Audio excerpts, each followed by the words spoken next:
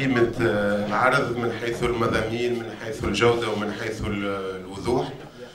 نحن في استشارة عمومية ومش ممكن نقدموا العرض بدون نقاش وبدون الاستماع إلى تفاعلات والتساؤلات. نعطيناكم الورقة هذه لطلب تدخل، لكن في الانتظار عندنا تدخل جاهز من عند سي مهدي الطرابلسي عن الغرفة الفنية الفتية الاقتصادية. سي مهدي تفضل. مرحبا ويعطيك الصحة على الحضور. شكرا، مشكور سي ناصر. مرحبا بالسادة المسؤولين.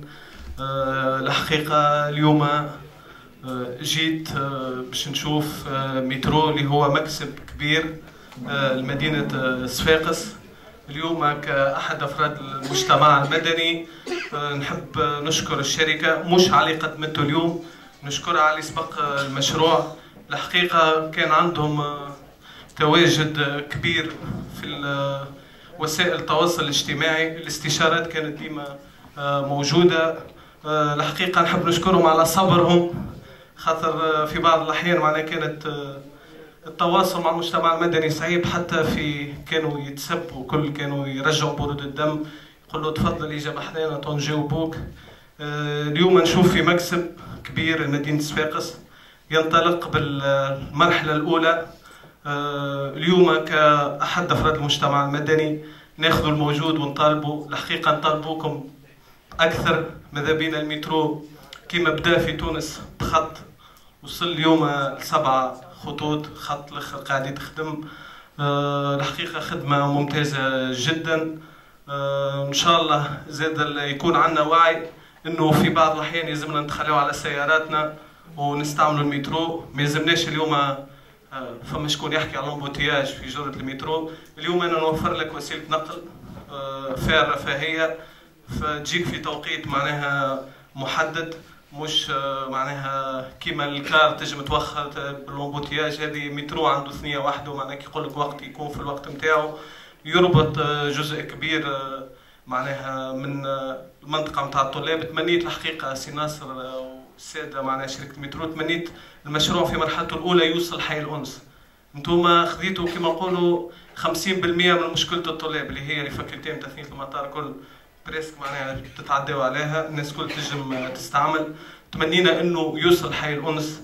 الحقيقه اليوم بحضور اعضاء المجتمع المدني، رغم اني الحقيقه نستغرب مشروع كبير كيما هذا لصفاقس يكون حضور هكا.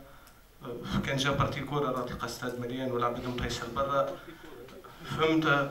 وخاطر اليوم طرح كوره هكا جاوبني معناها. نتمناو يكون فما ضغط من المجتمع المدني باش يعاون الشركه باش نجموا مترو معناها من المرحله الاولى. هوني الحقيقه فما مسؤول يظهر لي عن ينوب وزير النقل. اليوم انا باش نتكلم بصوت المجتمع المدني نتاع صفاقس، نقول لك ماذا بينا ترصدونا اعتمادات خلينا المترو يوصل لحي الانس، خاطر بالحق باش نحيو مشكله كبيره هي التنقل نتاع الطلبه. معناها المترو يربط صفاقس الجنوبيه بصفاقس الشماليه، يولي معناها مباشره. الحقيقه باش يمنعنا برشا حاجات. اليوم نتمناو 3 دي تكون كيما رياليزاسيون. الحقيقه اهتميتوا بالمناطق الخضراء بكل شيء. ممكن عندي سؤال وحيد، البلايص اللي كيما نقولوا منطقه باب الجبلي وين التاكسيات وكل معناها كيفاش باش تنجموا تقنعوا الناس هيك باش تغادروا؟ نعرف باش تعرضكم برشا مشاكل. اسكو بديتوا لي زون معناها اللي فيها مشاكل وكل كيفاش معناها شنو الحل؟ اسكو فما بلايص باش تشريها شركه المترو تدخل على الناس؟ اليوم وين وصلتوا في الحوايج هذه؟ سينون نتمنى لكم مسيره طيبه.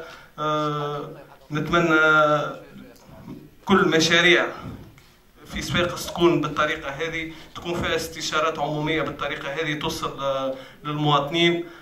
كملوا اخدموا على رواحكم، المجتمع المدني الايجابي باش يساندكم. والحقيقه الكومنتات السلبيه وكل ما تعطيوهاش وذينكم. ما احنا زاد كمجتمع مدني ساعات ينزلوا علينا، اما احنا نحبوا بلادنا، نحبوا جهتنا صفاقس ونحبوا تونس كامله. اللي يحب بلاده يخدم وما يسمعش التعليقات السلبيه، يكون ايجابي. حتى كان تكون معناها لونتوراج نتاعو سلبي، هو يلزم يكون ايجابي ويكمل يخدم على روحه. تفضل. رجال الناس الكل عايش شوي.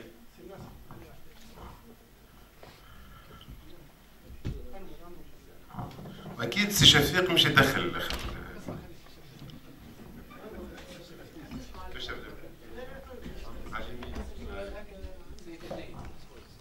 تفضل سي شفيق. نعملوا قرعه.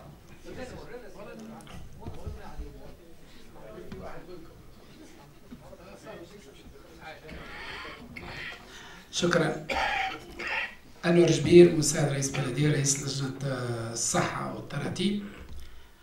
والله قلت السيد رئيس مدير العام ساعة لما صار العرض يعني الوثائقي ولا الفيديو، كونوا متعودين احنا نحلموا بالليل، توا خلينا نحلموا بالنهار. مي il faut croire à ce genre de projet. وانا دوبل تيتر توا مستشار بلدي، ولكن اصلي انا ولد السكه. نتخيل ما يحل مشاكل سيركولاسيون يعني المرور في مدينه صفاقس والابتذال هو النقل العمومي، واخص بالذكر منه هو المترو الخفيف بصفاقس. وبالتالي تمنيت يكون الحضور اكثر كما قال الاخ، لان نشوف الناس ساعات يقول لك المترو نشوفه كان علم وعماره، ولكن هما ناس جنود يخدموا في الخفاء، مكتب الدراسات يعني أجنبي وخصوصا في تونس. واللي نشوفه هذايا هو بالمناسبة للنكتة، اليوم عيد ميلادي 7 فيفري، إن شاء الله دون 3 ans 7 فيفري الترين يكون يمشي. وشكرا.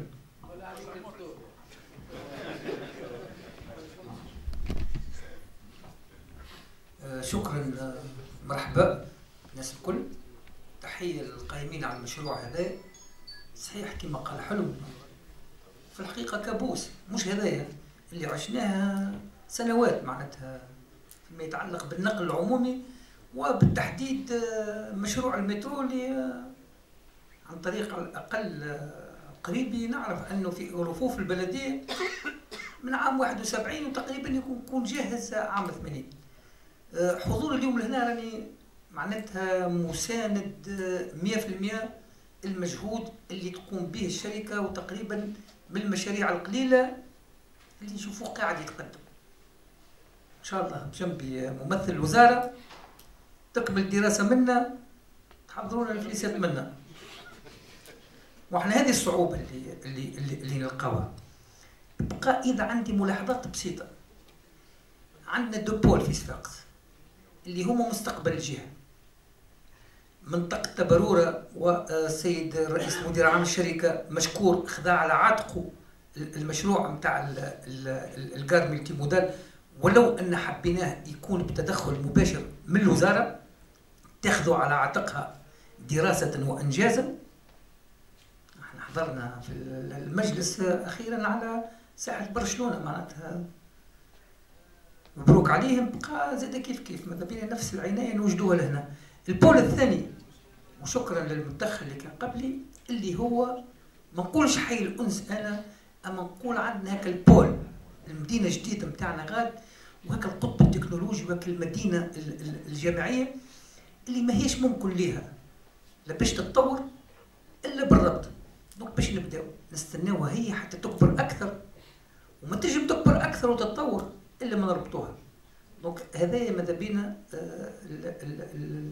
الاداره نتاع الشركه تولي القضيه هذه معناتها العنايه. انا اكثر من هكا، اعطيونا حتى حلول وقتيه بالتعاون مع السلطات الجهويه لهنا، سواء المدير الجهوي للنقل والا مدير السوليتراس، فيما يتعلق بتركيز خط قار ما بين نهايه محطه المترو مع حي الانس. خط قار معناتها يضمن التنقل، وهكا على الاقل بشكل وقتي في انتظار ان الدراسات تنجز. ومع الشكر. مش تدلل على مبروك. لا تسجل، تفضل. بالعكس، مش كرسي مبروك، تفضل.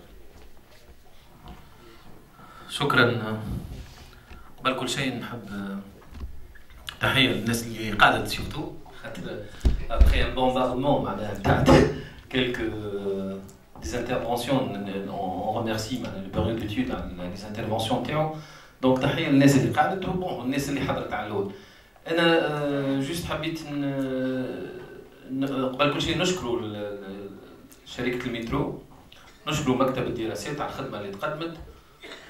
هذه بدايه ومازال دي شونتي سي رشيد، تعرفوا انت تبارك الله رجل عندك خبره معناها في المجال هذا، وربما نجم نقول انا بكل معناها تقدير واحترام ليك انه راهو من شروط نجاح المشروع انه يكون على راس المشروع هذا سي رشيد الزاير، ان شاء الله ربي يوفقه. انا حبيت ناكد على حاجه اللي هي الاتي، راهو في المشاريع اللي نحلموا بها في جهه صفاقس ثم حاجه مهمه، خاصه كما كان يحكي توسي شفيق وتوجه لوزاره النقل بالتمويل، لانه المشكل نتاعنا احنا في صفاقس انا طون ديتود، معناها كي نجي نشوفوا الدراسات اللي عندنا تو نلقاهم معناها احسب وتنسى الدراسات اللي موجوده على مشاريع متعدده، مشاريع كبيره وصغيره. مي لو بروبليم هو او نيفو لا كونكريتيزاسيون، ديما مشاكلنا في صفاقس هي تنفيذ المشاريع. وكلنا نعرفوا احنا صفاقس عملت استراتيجيه نتاع تنميه وخرجنا منها مشاريع كبيره، واللي من بينها زاد حتى مشروع معناها تحسين الموبيليتي في المدينه، من بين اليات تحسين الموبيليتي هي المترو، لكن رغم ذلك قعدنا مشكل التنفيذ معناها مازلنا نعانيو منه، وهذا سبب معناها في تقديري انا هو، وهيك علاش نحب ناكد على النقطه هذه، هي سبب انه ما كانش فما الاراده باش المشاريع هذه تصير. وهيك علاش باش ننجحوا مشروع المترو قبل كل شيء راهو لازم يكون ثم لابوي بوليتيك، ثم لازم دعم سياسي للمشروع هذا، وهذا يجي من خلال الناس اللي ديسيدور معناها او نيفو سنترال، النواب، ونشكروا سي شفيق اللي حاضر وللاسف معناها بقيه النواب وينهم في معناها لونسمون تاع كونسلتاسيون كيما هذه. الدور السياسي راهو مهم معناها باش نجموا ننجحوا المشروع هذا، خاطر هو صاحب القرار لابد من اقناعه باش ينجم معناها التمويلات تجي. انا معناها مانيش باش ندخل برشا في التفاصيل، لكن باش نسال سؤال بسيط كمواطن برشا ناس تحكي عليه، هو في اللينيا معناها جزء من اللينيا تي ان اللي يتعدى على طريق تانيول، ثم برشا ناس تتساءل تقول انه راهو لومبريز نتاع الطريق ما هيش معناها كافيه باش نجموا نعملوا لي دو فوا نتاع المترو، وفي نفس الوقت عندك دو فوا نتاع الكراهم ولي تروتوار. كما حكيت الاخت اللي قدمت في الاتيود معناها انفيرونمونتال وسوسيال نتاع البروجي، ثم دي امباكت نيجاتيف ينجموا يكونوا موجودين. اذا كان موجودين فريمون صحيح ولا لا، خاصه في طريق تانيول، لانه الناس كل المواطن البسيط يقول لك اذا كان مش تعدي مترو غادي معناها ثم اون اكتيفيتي كوميرسيال اللي هي معناها كما نقولوا احنا مش تضر كومبليتمون كو سوا ا غوش او ا دوغات. وتوا قاعدين نشوفوا في الكونفيرسيون تاع برشا معناها محلات اللي هي ولات محلات تجاريه موجوده سور لي فوا كيما طريق تانيول. دونك معناها خديتوه بعين الاعتبار بيرو ديتود ولا لا؟ معناها حكايه لي زاكتيفيتي كوميرسيال اللي مش يضروا معناها معناها باللينيا هذه اللي مش تصير في طريق التانيول. ودونك كيل سون لي ميزور اللي تاخذوا؟ ميرسي عاشق. شكرا.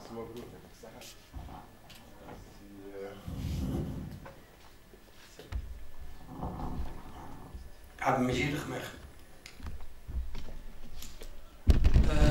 Premièrement, une petite remarque au départ. Dommage qu'à l'entrée, au cours de route, les gens ne sont pas à l'heure ou ils quittent lorsqu'il ne faut pas quitter. Dommage. Alors قلت باش تعمل جمعية توا. جمعية soyez à l'heure. Réellement, avec des مع شقاقة اللي كل واحد اللي on l'a fait souvent au niveau du scout, on l'a fait au niveau de certains clubs, mais réellement. Au départ, lorsqu'on a pratiquement une réunion de préférence qu'on commence, qu'on apprenne aux gens réellement lorsqu'on est en retard ou un peu trop en retard, qu'on démarre. Deuxième remarque, je voudrais réellement aussi rendre hommage à la société du métro léger que je connais très bien et avec qui j'entretiens des relations presque permanentes. Je sais qu'avec peu de gens, on a réalisé beaucoup de choses. Et on a été presque à temps, on a réalisé ces choses, ou disons le dû, à temps. Et c'est un armada de travail qui a été fait. Là, le deuxième. Mes compliments aussi pour la société d'études. Je ne dis pas réellement, je ne suis pas de ceux qui peuvent émettre des avis techniques sans consulter les techniciens ou sans voir au détail une étude. L'étude a été affichée, ça fait 2 jours.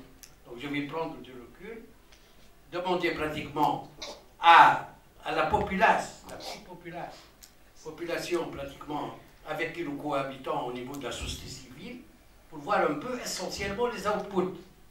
Les outputs de cette...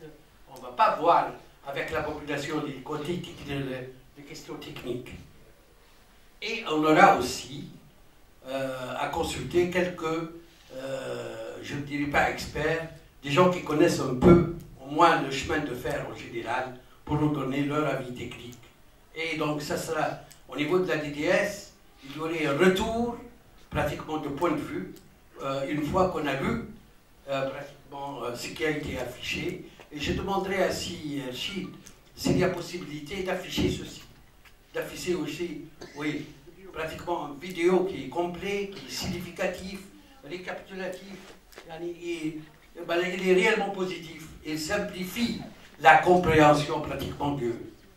Au niveau maintenant, même si je dois normalement m'attendre un tout petit peu aux discussions que je vais avoir avec les adhérents de la DDS pour, disons, faire sortir quelques propositions, mais il y a 2 avis, 2 remarques que je voudrais formuler aussi. C'est que, j'adhère à l'idée pratiquement de voir l'impact, d'étudier l'impact pratiquement de cette première ligne sur 11, et l'idée de si Chafik Layadi est digne réellement de réflexion, c'est pour assurer pratiquement un transport permanent, donc un relais permanent avec ce site et la dernière station.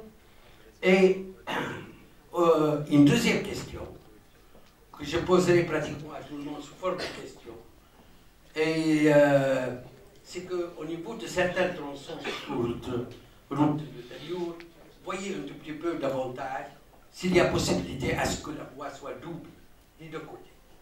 Voyez davantage, donc essayez d'étudier davantage. Je sais que cette question est liée pratiquement au budget, à ma belle-mère.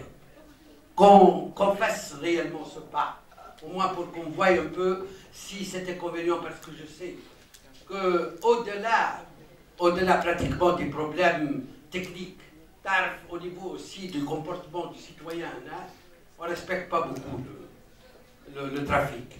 Et avoir une seule voie pourrait avoir pratiquement des goulots d'étranglement énormes, des pertes de temps, etc. Donc ma proposition, messieurs les responsables pratiquement de l'étude, voyez un peu pratiquement quel serait l'impact s'il y aurait possibilité pratiquement pour dédoubler la voie au niveau essentiellement de certains tronçons, là où réellement avec une seule, on pourrait avoir énormément de problèmes. Une question ou 2. Je voudrais savoir un tout petit peu quel serait le coût d'investissement total. D'ailleurs, dans les 2 alternatives, lorsqu'on a une seule voie, partout là où il y a une seule, et une deuxième. Et une dernière question que je poserai au ministère, est-ce que réellement à l'heure actuelle, il y a des bailleurs de fonds ou pas? Est-ce que réellement, à l'heure actuelle, T0, on a des bailleurs de fonds? Et sinon, quelle est la stratégie de l'État, essentiellement de l'organe de tutelle, pour pouvoir accélérer la collecte de ces fonds, ou plutôt la mise en disponibilité de ces fonds pour réaliser le projet à temps. Barakallahu fikum. الفيديو جاري الان تنزيله على الصفحه. انا حبيت نشكر سيد معتمد صفاقس مدينه سي حاتم النحالي اللي يكون معنا لحد هذه اللحظه منذ انطلاق الاجتماع. الحقيقه بالامس بقي معنا ساعه متاخره لتركيز لي بانو باعتبار انه معتمدية صفاقس المدينه هي من المراكز الثمانيه القاره، ونفس الكلام ينسحب على السيد معتمد صفاقس الغربيه سي فتحي رابح. وبعد يوم السبت عندنا لقاء مع المواطنين ببلديه صفاقس بقاعه الافراح. لو لديك تفاعل سي حاتم مع ما تم عرضه. شكرا سي ناصر. فقط حبيت نأكد على بالإضافة إلى مخرجات الدراسة الفنية، نحب نأكد على مخرجات الدراسة الاجتماعية، لأن الكثير من المشاريع اللي هي تتعطل عندما تتصادم مع مشاكل يعني اجتماعية انتر اوتر كرس مبروك، وقت اللي تبدا فما عندنا العديد من المنازل خاصة والا المؤسسات التجارية اللي ممكن ما يمسهاش الفيترينير، ولكن تجاريا تصبح يعني غير قادرة على أساس أنها تخدم في ظروف عادية. فما الملاحظة الثانية، هل بإمكان بالنسبة للستاسيون هذوما خاصة وإحنا عندنا مشكل ديما الباركينج، فماش إمكانية أن في بعض الستاسيون أن يكون فما دي باركينج سوسول تلفصون أن نشجعوا العباد اللي هي تجي بالكراهة باش تخلي كرهبته ويولي يتخلى على كرهبته وهو مطمن على اساس انه يحطها في باركينج وياخذ المترو، وبالتالي نولوا في الحاله هذه نزيدوا في وعي العباد على اساس باش تاخذ الوسائل العموميه ونقصوا بالطبيعه من حركه المرور داخل المدن. وشكرا.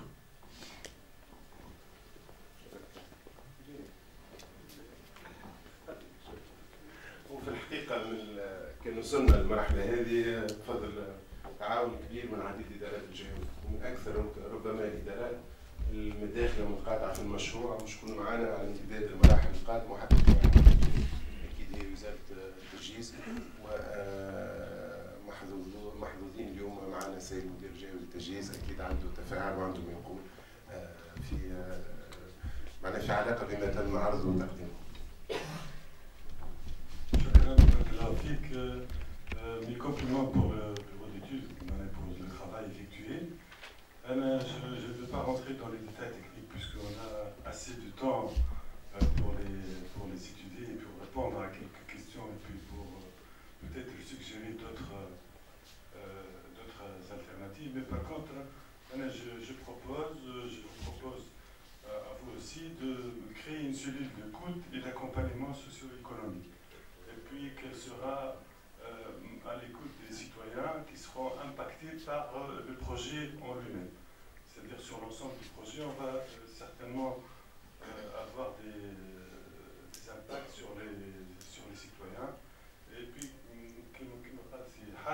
donc, باش يمسوا المشروع من قريب ولا من بعيد، que ce soit direct ou indirect, que ce soit معناها كان هو لوجمون ولا كان هو معناها activité commerciale ولا autre.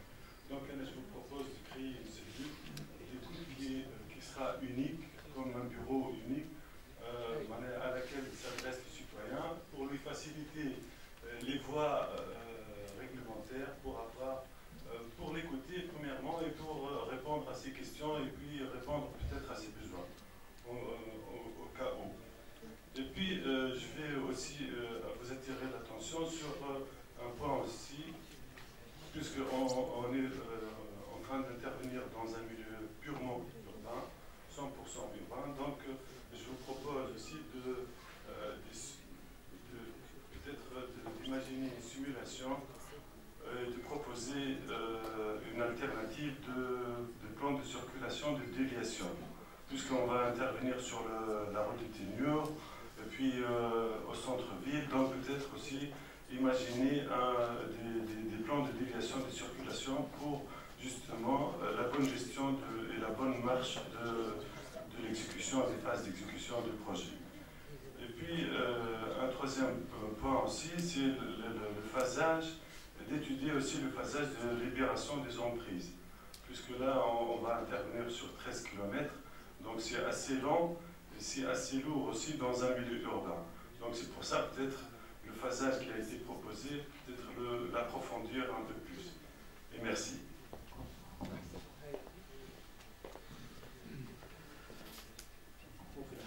كل التدخلات كانت إيجابية، وعندنا زوج نساء في القاعة موجودين معنا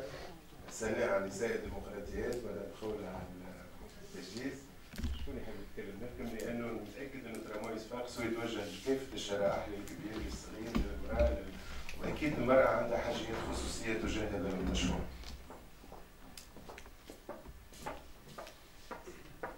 شكرا سي ناصر.